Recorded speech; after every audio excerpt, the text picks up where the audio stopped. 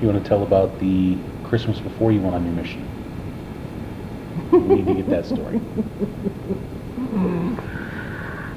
I had a weird mission call.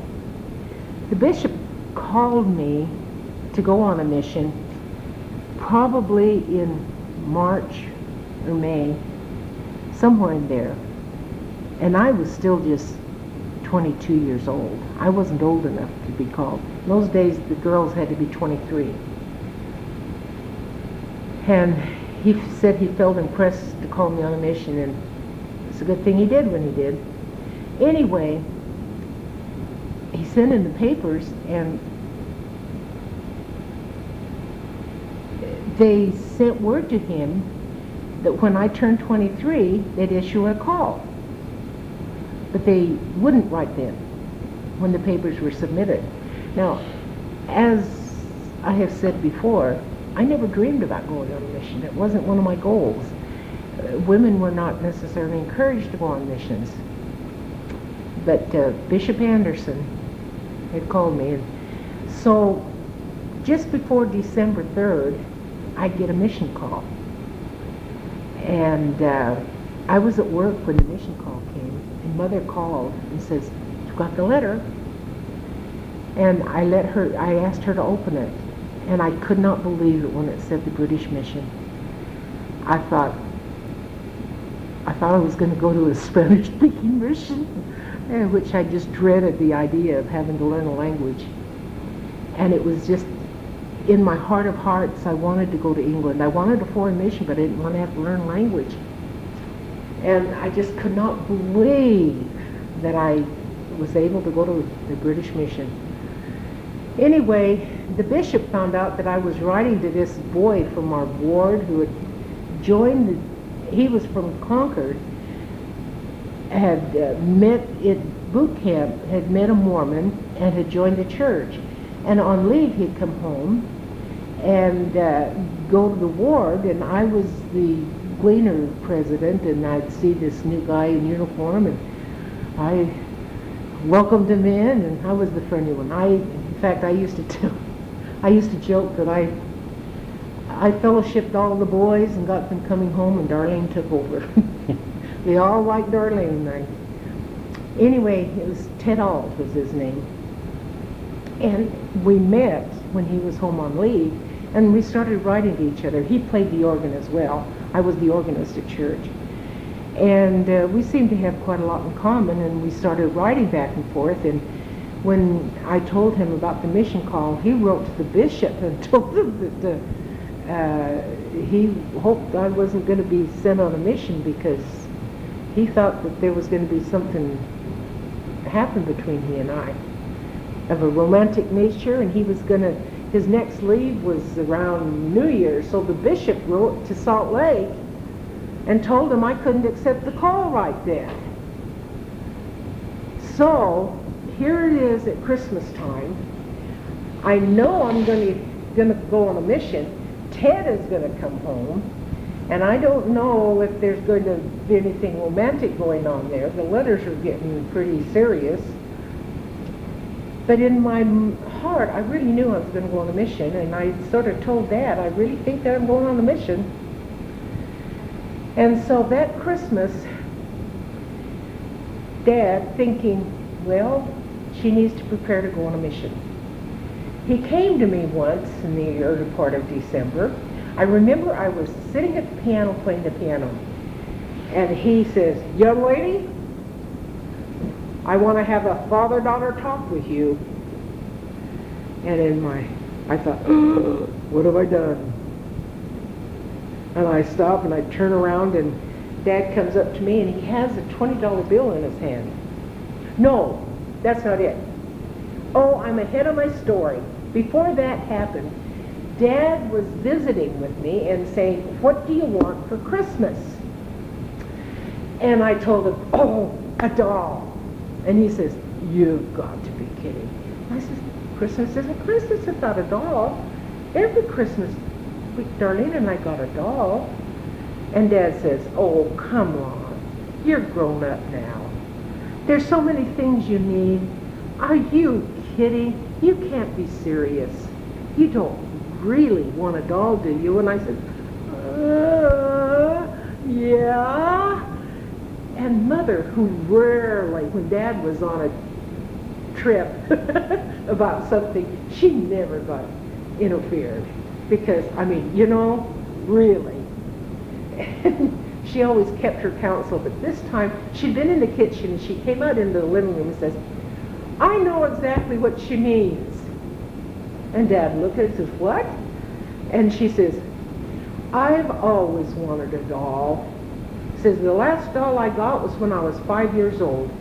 After that, I got shoes and clothes for Christmas. They were the only new shoes I ever had, was what I got at Christmas time.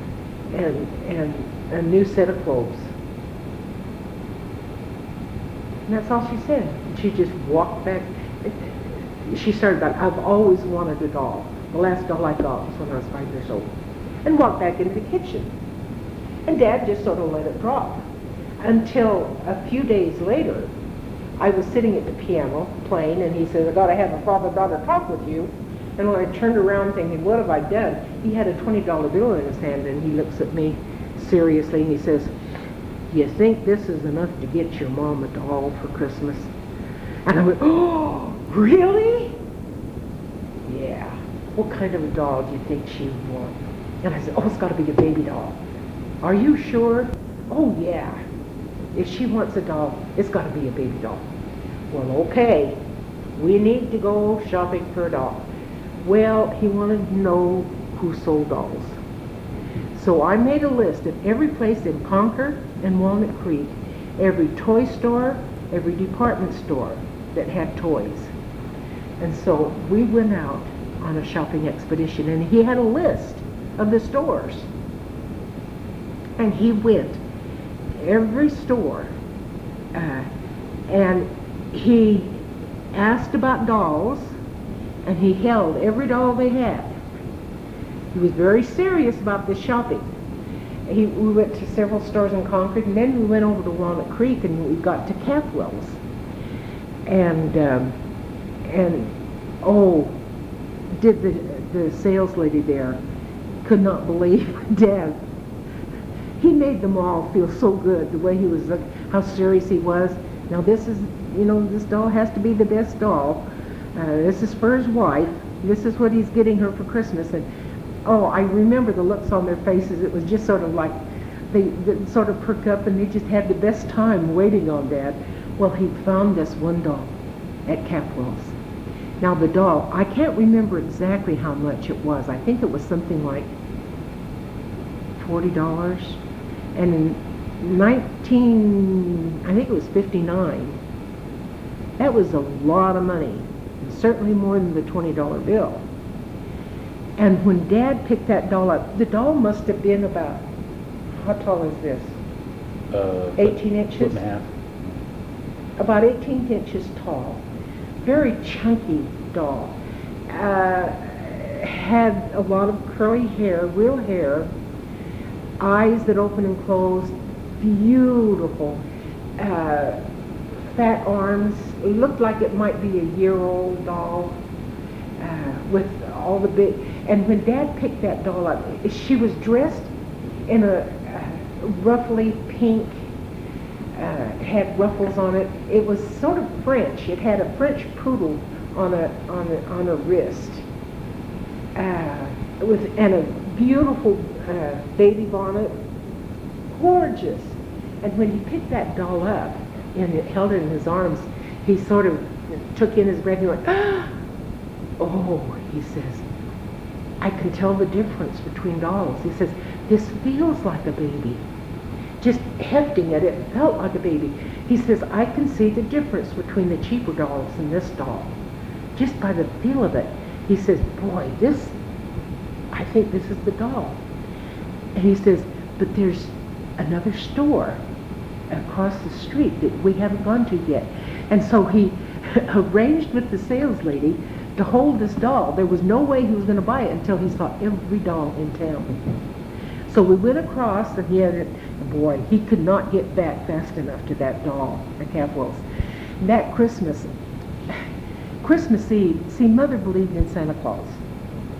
And we didn't make a big deal on much about birthdays.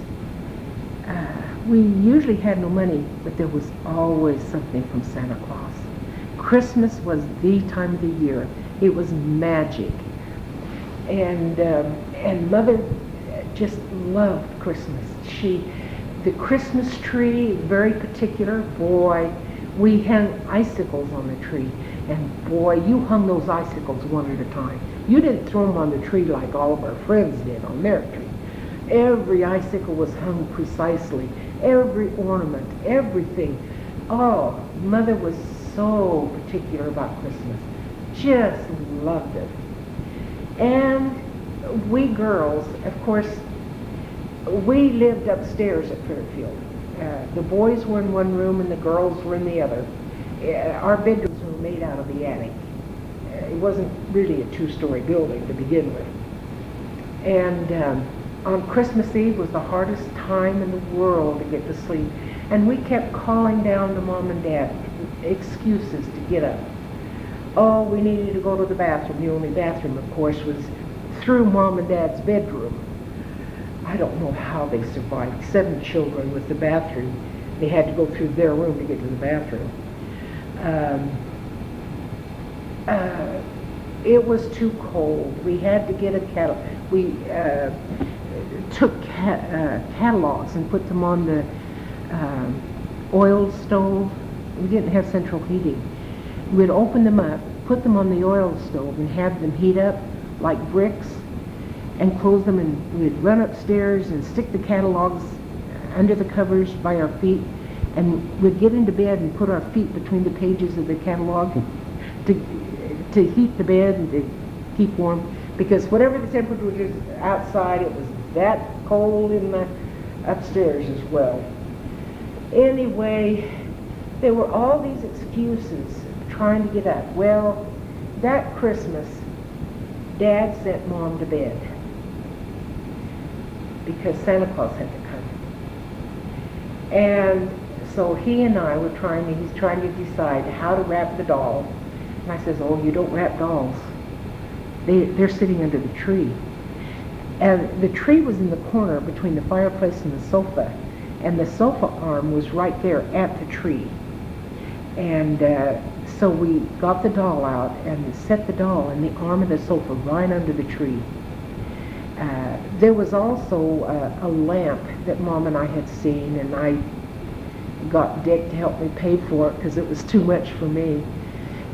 This was a boudoir lamp. It was an armless, like a Venus de Milo, armless doll, except that she was dressed in a crinoline hoop skirt, and it was a nightlight underneath the skirt. And it was really gorgeous. And you turn the light on and the whole skirt glowed. And Mom and I had seen it shopping, and it happened to be at Capitol's too. I motioned to the sales lady after Mom and I both went, I says, put it aside, I'm going to buy it. And Mom waited till she got home and called the sales lady, called the store, and wanted to put the lamp aside. And they says, oh, I'm sorry, but it's sold. And she had them call all the stores, San Francisco, Oakland, all around, and it was the last lamp. Anyway, so we had put this up and had her lit in the corner of the fireplace. And Mother, of course, knew something was going on. And she kept making excuses, calling from the bedroom. I need to go to the bathroom. Dad says, oh no, you've already been to the bathroom, you can't come out. But I need a drink of water. Now, wait a minute, I'll bring you the water. Oh, and she just kept making all the excuses we kids used to make, all the time. And finally, Dad looked at me, and he's so thrilled. We turned the tree lights on, and there was the doll there. All the rest of the lights were out, and the lamp was lit. And I remember his going, oh, that's beautiful. Don't you think your Mom would like to see it now? He's starting to wilt. And I'm saying, no, she can't know about that. Oh. And finally I says, well, okay, we'll surprise her with the lamp. Let's hide the doll. And so we hid the doll, and we told Mom, okay, you can come out. And she came out, and she said, oh, you've got the lamp. The lamp is for me. Oh, we're not, you know, the thing. Then she went back to bed. The next morning, Santa Claus always turns the tree lights on before anybody can get out of bed. And so Dad had gone out, and he lit the tree lights. And by the way, Dad had never been Santa Claus to turn the tree lights on before. But he was the one to get up and turn on lights. Mother had always done it every year before. I went back in, told Mom. Mom walked out of that room. She didn't say a thing. She looked at that doll. She walked over to it. She picked it up, sat down in the sofa where it was, plopped it in her lap, and there it was. All day. Well, not all day, because I remember when Bob's family came over later in the day, and Ken's, of course, the word got around the family. Grandma got a doll for Christmas? Santa Claus brought Grandma a doll, and they all come in and they wanted to see the doll. And Dad, when they said, I want to see Grandma's doll. Okay, you can hold it, but first you've got to go wash your hands and sit down. It was just like it was a brand new baby. And all the little grandkids had to wash their hands, and then Dad would sit the doll in their lap, and Mother would sit back there and just grinning. You know, she was very quiet. She rarely said anything, but you could tell when she walked out and saw that doll, oh, she walked to it like, oh, that's got my name all over it. And just, and when the folks died, that doll, Bud, because all of Mom and Dad's possessions had to be distributed between all the family. And they certainly didn't have it already allotted to anybody. And so, to be fair, Bud told us all to take the first 5 items, the main items that we wanted, and put them in order of our preference on our list. So all of us had a list of 5 items that we wanted of Mom and Dad's. And that doll was number 1 on 3 lists. All 3 daughters wanted that doll more than anything else. And Bud came to me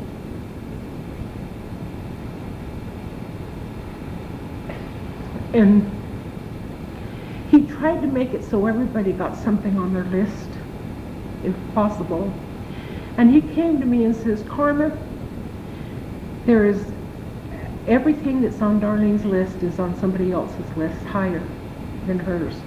There isn't one thing on Darlene's list that isn't already taken.